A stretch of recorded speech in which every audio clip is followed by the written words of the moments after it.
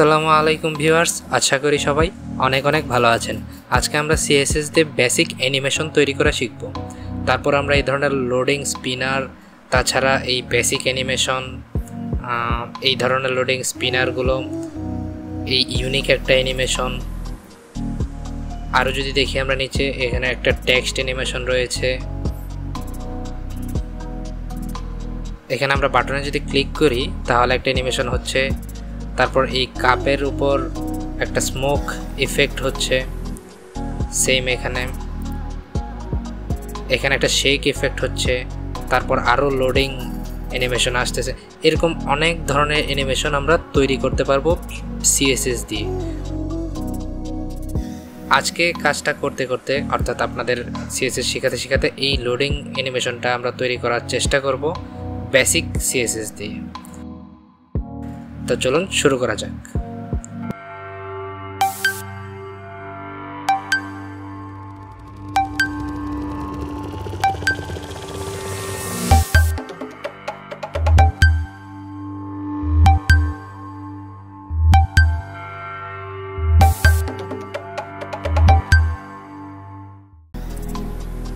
প্রথমে আমি একটি HTML ফাইল ক্রিয়েট করে নিচ্ছি index.html নামে।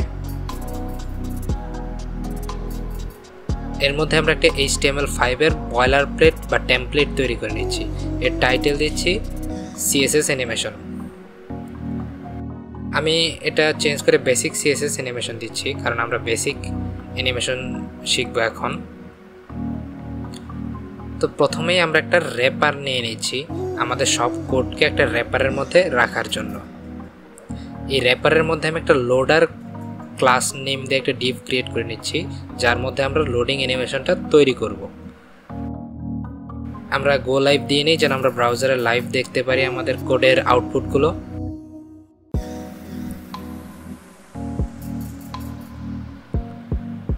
এখানে দেখতে পাচ্ছি আমাদের index.html ব্রাউজারে ওপেন হয়ে গেছে।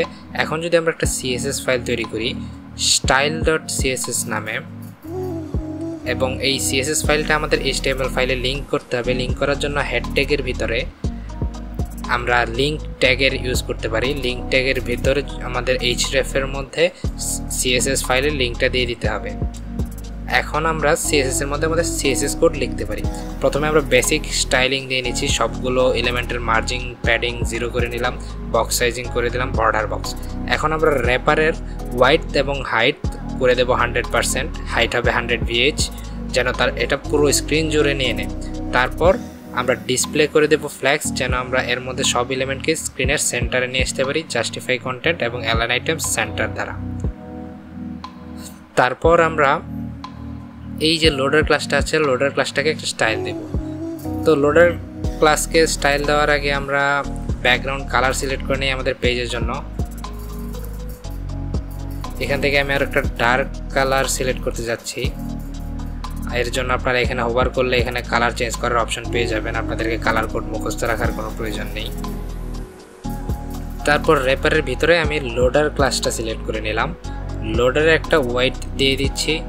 আমাদের যে লোডারটা থাকবে লোডিং অ্যানিমেশনটা, সেটার একটা ওয়েট, তার হাইট দিয়ে দিলাম 50 এবং বর্ডার রেডিয়াস দিলাম 50%, যেন সেটা একটা সার্কেল হয়ে যায়।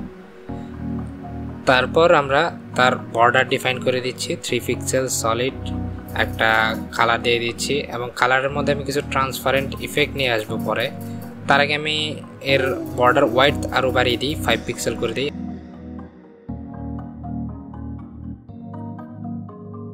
ওকে, এখন আমরা কালারটা কিছুটা ট্রান্সপারেন্ট করার জন্য এই ট্রান্সপারেন্ট বার থেকে আমরা মাঝামাঝি একটা ভ্যালু সিলেক্ট করে দিলাম, এবং এর বর্ডার টপের আমরা একটা কালার দিয়ে দিব। বর্ডার টপের কালার দিয়ে দিলেই আমাদের এটা স্টাইল করা শেষ হয়ে যাবে। তো বর্ডার টপের কালার দিয়ে দিলাম হোয়াইট। তো আমাদের মূলত লোডার অ্যানিমেশনটা তৈরি হয়নি, কিন্তু লোডার তৈরি হয়ে গেছে। এখন এটাকে ঘোরানোর জন্য আমাদের এখানে অ্যানিমেশন তৈরি করতে হবে। তো CSS অ্যানিমেশন তৈরি করার জন্য আমরা @keyframes নামের একটা কিওয়ার্ড ইউজ করি। @keyframes লিখে তারপর আমাদের অ্যানিমেশন একটা নাম দিতে হবে। তো আমাদের অ্যানিমেশন নাম আমি দিতে চাচ্ছি স্পিন। তো অ্যানিমেশন নামের পর আমাদের কার্লি ব্রেসিসের ভেতরে অ্যানিমেশনটা লিখতে হবে।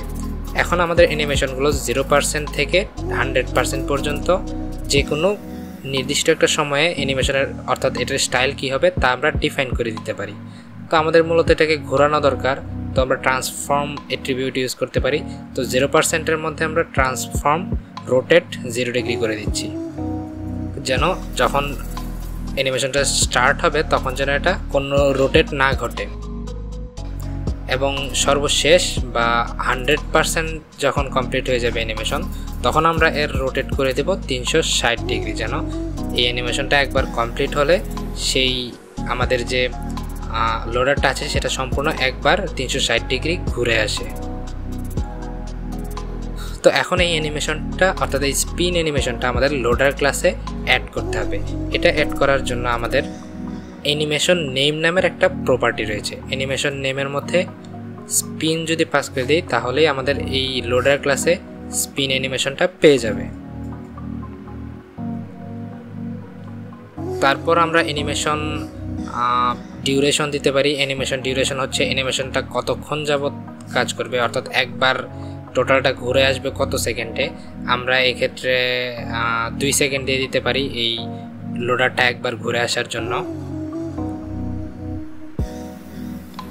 তারপর আরেকটা প্রপার্টি হচ্ছে অ্যানিমেশন ইটারেশন কাউন্ট, অর্থাৎ অ্যানিমেশনটা কতবার ঘটবে, অর্থাৎ লোডারটা কতবার ঘুরবে। আমি এখানে ইনফিনিটি দিয়ে দিতে পারি যেন এটা অসংখ্যবার ঘুরতে থাকে, এর কোনো শেষ না হয়। তারপর আরেকটা প্রপার্টি রয়েছে অ্যানিমেশন ডিলে, যার মাধ্যমে অ্যানিমেশনটা কতক্ষণ পর শুরু হবে সেটা ডিফাইন করে দেওয়া যায়। তো আমি অ্যানিমেশন ডিলে দিচ্ছি 0, অর্থাৎ অ্যানিমেশনটা পেজ লোড হওয়ার সাথে সাথেই শুরু হয়ে যাবে। এখন যদি আমি রিফ্রেশ করি, সেভ করে রিফ্রেশ করি, তাহলে দেখতে পারবেন আমাদের লোডার ঘুরছে। তো 0%-এ আমাদের রোটেট 0 ডিগ্রি থাকবে, তাই এটা আমাদের না রাখলেও চলবে। 100% রাখলেও সেম ইফেক্টই থাকবে, সেম অ্যানিমেশনই থাকবে এখানে। তো এই ছিল আমাদের সিএসএস-এর বেসিক অ্যানিমেশন। আপনি যদি এই বেসিক অ্যানিমেশনের কাজটা বুঝে থাকেন তাহলে অবশ্যই আপনি অ্যাডভান্সড অনেক কিছু তৈরি করতে পারবেন অ্যানিমেশনের মাধ্যমে। এখানে আপনারা কি ফ্রেমসের ভেতর যে পয়েন্টগুলো আছে সেগুলোর মধ্যে যে কোনো ভ্যালু দিতে পারবেন, যে কোনো সিএসএস প্রপার্টি দিয়ে স্টাইলিং করতে পারবেন নির্দিষ্ট ওই সময়ের জন্য বা ওই পয়েন্টের জন্য। এভাবে আপনারা যে কোনো অ্যানিমেশন তৈরি করতে পারবেন। আপনারা যদি সিএসএস-এর মাধ্যমে বেসিক অ্যানিমেশনটা আসলেই শিখতে পেরে থাকেন এই ভিডিওর মাধ্যমে, তাহলে ভিডিওটা অবশ্যই লাইক করে দেবেন। আর যারা HTML, CSS সহ ইভেন জাভাস্ক্রিপ্ট, পাইথন, PHP এই ধরনের ল্যাঙ্গুয়েজগুলোতে, এর বাইরেও মোবাইল অ্যাপ ডেভেলপমেন্টের জন্য রিয়েক্ট নেটিভ, ফ্লাটার এগুলোতে দক্ষ হতে চান এবং মোবাইল অ্যাপ ডেভেলপমেন্ট এবং ওয়েব ডেভেলপমেন্টে নিজের ক্যারিয়ার করতে চান, তারা চ্যানেলটা সাবস্ক্রাইব করে দিয়ে আমাদের সাথে থাকবেন। ধন্যবাদ সবাইকে।